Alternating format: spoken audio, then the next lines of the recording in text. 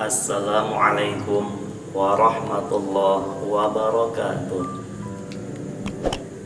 Para pemirsa yang dirahmati Allah, jika kita mendengar dan melihat Gunung Sangyang Sirah yang terletak di ujung kulon Banten, sudah pasti kita sebagai putra-putri Banten atau orang Banten sangatlah bersyukur dan bangga karena Gunung Sangyang Sirah Allah letakkan keberadaannya di Provinsi Banten.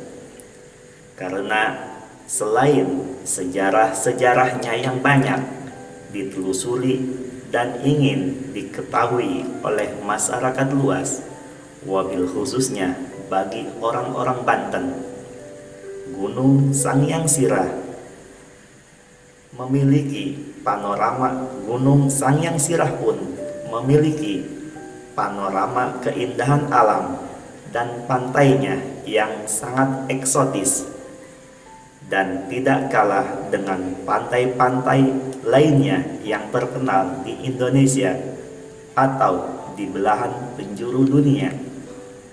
Ini terbukti dari adanya para penziarah atau wisatawan yang datang baik dari dalam negeri maupun mancanegara yang sekedar ingin tahu sejarah atau ingin tahu keberadaan dan habitatnya hewan-hewan langka dan hampir punah yang berada di Taman Nasional Ujung Kulon, Banten.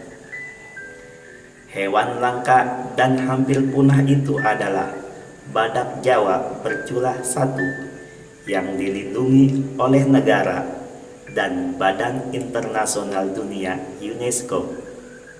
Selain hewan-hewannya yang sangat langka, Taman Nasional Ujung Kulon Banten pun memiliki hutan lindung yang beraneka macam jenis-jenis tumbuhannya yang memiliki manfaat syafaat dan khasiatnya di bidang farmasi atau pengobatan. Sehingga tidak heran kalau Taman Nasional Ujung Kulon Banten banyak didatangi oleh para penziarah dan wisatawan baik dari dalam negeri maupun dari luar negeri. Gunung Sangyang Sirah termasuk kawasan atau wilayah Taman Nasional Ujung Kulon Banten. Oleh karena itu, keberadaannya harus kita pelihara dan jaga kelestariannya. Jangan sampai rusak atau ternodai oleh orang-orang yang tak berbudi.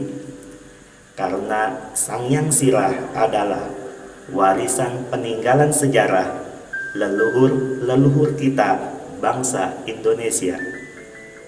Para pemirsa yang dirahmati Allah, konten kami yang ketiga kalinya ini akan kembali menjelaskan peradabannya Gunung Sangyang Sirah bersama dengan sejarahnya eyang leluhur kita Buyut Aji Malela atau Eyang Kudrat Pasti atau Syekh Khobar, yang di masa lalu sejarah kehidupannya menjadi seorang hamba Allah yang pertama memberikan nama Gunung Sangyang Sirah serta memberikan nama batu tempat tulisannya dengan nama Batu Tulis yang letaknya berada di dalam Guha Keramat Gunung Sangyang Sirah yang berdekatan dengan tapak tilasnya beliau yang dikeramatkan oleh masyarakat luas yang cinta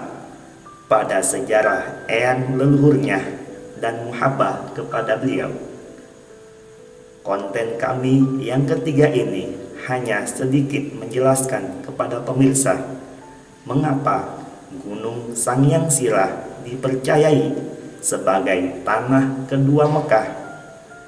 Sejarah ceritanya karena di lokasi tempat itu pernah terjadi dalam peradaban lakon atau zamannya para nabi, dan kejadian itu termasuk kategori kejadian di luar nalar, yaitu turunnya cahaya dari langit di tempat itu.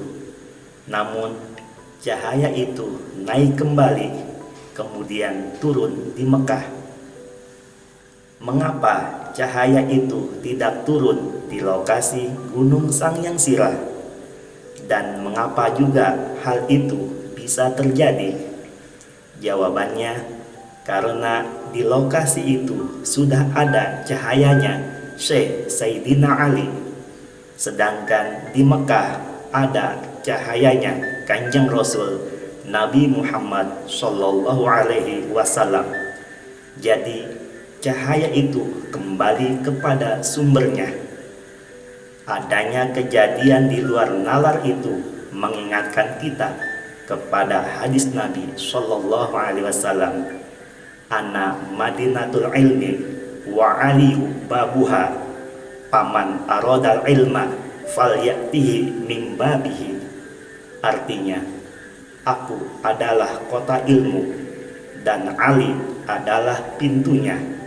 Barang siapa yang menginginkan ilmu, maka hendaklah ia mendatanginya dari pintu tersebut. Dan cerita ini telah kami rangkum di konten kami yang kedua, yang berjudul Sangyang Sirah, Tanah Kedua Mekah. Kembali tim pencari tahu sejarah Jamaah Tapak Sancang akan menjelaskan juga tentang siapakah Buyut Aji Malela itu, dan siapakah Eyang Kudrat Pasti atau Syekh Khobar itu. Buyut Aji Malela, nama itu digunakan sebagai jejernya orang Banten, sedangkan Eyang Kudrat Pasti namanya digunakan semasa masih zaman peradabannya para nabi atau lakonnya perwayangan, sedangkan nama Syekh Khobar digunakan di masa zaman para wali atau kerajaan. Itulah sedikit penjelasan tentang Buyut Aji Malela, tetenggernya orang Banten yang sejarahnya begitu banyak dicari orang.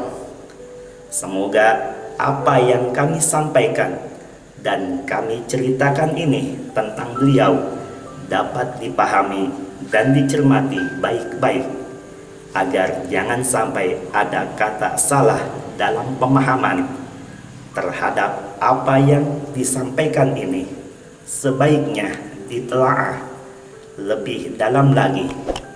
Kami tim pencari tahu sejarah Jamaah Tapak Sancang mohon maaf dan dimaafkan apabila dalam konten kami ini di dalam membuka sejarah Gunung Sangyang Sirah ada kesalahan dan kekurangannya. Mohon maaf lahir dan batin, karena kebenaran hanya milik Allah Azza wa Jalla, sedangkan kesalahan adalah milik kami, tim pencari tahu sejarah Jamaah Tapak Sancang, yang tidak terlepas dari kesalahan dan kekhilafan. Akhirul kalam, khudh ma sofa da' ma kadar, wallahu a'lamu bishawab, wa ilaihil marji'u wal ma'am. Wassalamualaikum warahmatullahi wabarakatuh.